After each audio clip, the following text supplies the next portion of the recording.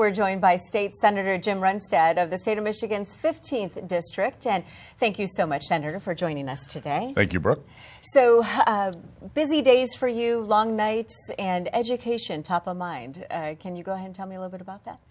Well, it's been busy as we were talking. I've put in over 100 hours a week in the last 3 weeks, including Saturdays and Sundays. So, yeah, it's a excuse me, very busy job. And I would say that education is one of the top priorities for me. My parents were both public school teachers, and my sister was a public school teacher. And I went to Central Michigan University to become a public school teacher. And although I couldn't find a job at that time, I did go into 110 schools and teach a class in various schools, which was a great experience.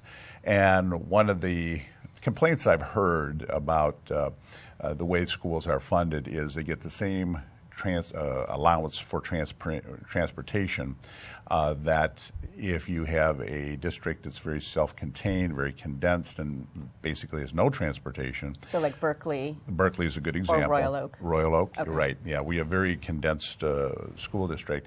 Gets the same funding as a very sprawling rural district where a substantial amount of their education dollars are spent transporting the kids. So I'd like to get some additional funding for those sprawling districts so that they can basically be on par with these condensed districts in terms of all the money going to educate the children. So interesting that you were going to be a teacher and you went into politics. What was the deciding factor for you? Well, I was going to be a government and history teacher, and I had economics minor, history major, and there was no jobs in teaching back in 1984, so I went into insurance and did that for a number of years. And then, like I said, I went and had a job for about 5 years that took me into all these different schools doing presentations, and it was a great experience. And then back into insurance, and I've been in the insurance industry for over 20 years now. And then, my father was saying one day, you're always talking about politics and things you see that are wrong, but you've not activated anything and really turned it into action. And driving home that night, I said, yeah, he's right, but I don't know how to do that. And no one in my family had ever been involved with politics. Mm-hmm. So I started searching around, found this little club, that Republican club, and I joined that. And they asked me a few years later to be the president. And we grew it in membership and attendance, and eventually ran for the county commission in Oakland County and won that seat. And then from there, that was a part-time job, and then ran for the state house, won that seat. And I thought I could continue doing insurance maybe in the summers, but I found out the way I'm constructed, it was all in. I was putting in 80, 90 hours a week as the state representative in session weeks. And my wife kept saying, well, when is this going to slow down? I said, any week it's going to slow down. Well, anytime. Yeah, it's never slowed down, so she now knows it's just the way I'm made. I put in a lot of hours between working on legislation and reading bills and things in the district. You can do this job 24/7. So you mentioned insurance, and I know that this is a big issue on the table right now, auto insurance. Yes. So tell me a little bit about this. What are your thoughts on auto insurance and the cost of it in Michigan? Michigan has either the highest or one of the highest rates of insurance premiums in the nation. And we really have to do something about that. And it is the number one priority of the Republican House and Senate is to reduce the cost of insurance. So there's a number of proposals that we are actually going to have explained to us this week. We're going to be sitting down because there's work groups that have been working on a number of proposals, taking ideas from all different legislators and kind of crystallizing what is a option that hopefully can be acceptable to the legislature and reduce the cost of insurance, but keep in place some of the good aspects of the current system. So is it a bipartisan issue, or is it a Republican issue, or is it just an everybody issue? Well, obviously the reduction of rates is bipartisan. It is very much one of the top issues for the people here in the state of Michigan.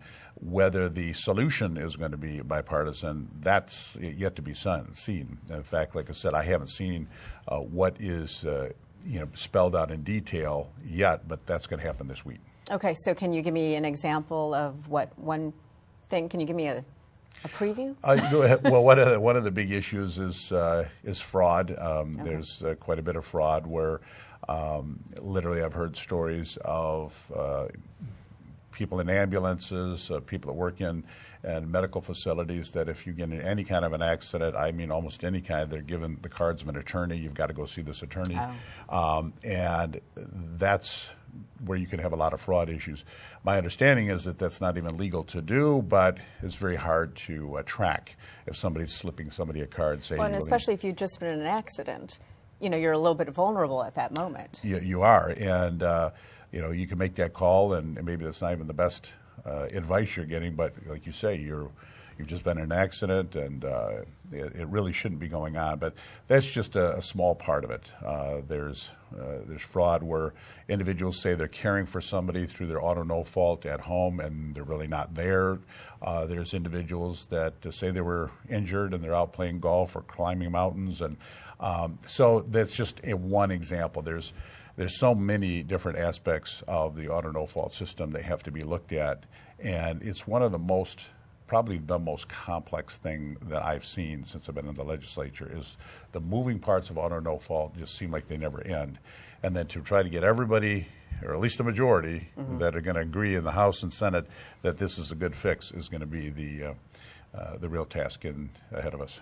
So if there's one thing that you could change, and there were no votes needed, and you could just say, okay, well, this is what needs to be fixed, let's just do it, and you have the final say, what would it be? It would be having some kind of a real strong fraud authority to make sure that we're eliminating fraud. Nobody should be defrauding the system on the ratepayers, and that ratepayers are going to pay for that fraud. So that would be the number one area I'd like to address. And as far as education, that's one of your top priorities? My top priority in the whole appropriation, yeah, I would like to see us get a transportation categorical, because the fundamental unfairness of trying to educate the kids with such a substantial part of your budget going to transport the kids, and other school districts have no transportation costs. So I'd like to see that fixed. And of course, I don't know that I can let you go without talking about the damn roads, right? So, so where do you stand on fixing the roads? The 45-cent tax increase, we know that stalled. So where do you stand on that? Well, when I heard the 45-cent a gallon tax increase, I thought that is a lot of money. When you add that up, maybe 2 or 3 cars per family, and many families are struggling. I mean, people say, well, it's just a great economy, but there's a lot of people out there that are hanging on by the skin of their teeth, and there was a study done a few years ago that the average American in an emergency, I mean a health emergency or a car emergency, couldn't raise $400. Now we're talking maybe $1,000, $1,200 increase for the average family in gases. Gas taxes, they just can't afford it. And everywhere I went, I've heard the same thing. This is not the way to go about it. So there's 2 more years to get the full funding of the past gas tax implemented. It's not entirely implemented. So we're going to see more orange barrels out because of that. And then we're also looking, because we feel we found more money in the budget to put into roads on top of that. We're going to see how that goes, because a problem they had in the past is they gushed out billions of dollars into road funding all at once. There's no vendors that can handle that in Michigan, so there were out-of-state vendors coming in, slapping out asphalt all over, terrible work, huge bonding costs. That's what we're still paying off from decades ago. So we're trying to do it in a very logical, methodical way, but make sure that we do get these roads fixed. And it sounds like by Michigan companies. That's important. That's absolutely important, right? Yes. Okay, thank you so much. It has been a pleasure to speak to you today. Thank you, Brooke. And stop working so hard, will you? If I can learn how to do it, I will. Your wife wants you home for dinner. She does. And we've been joined by State Senator Jim Runestad of the state of Michigan's 15th District.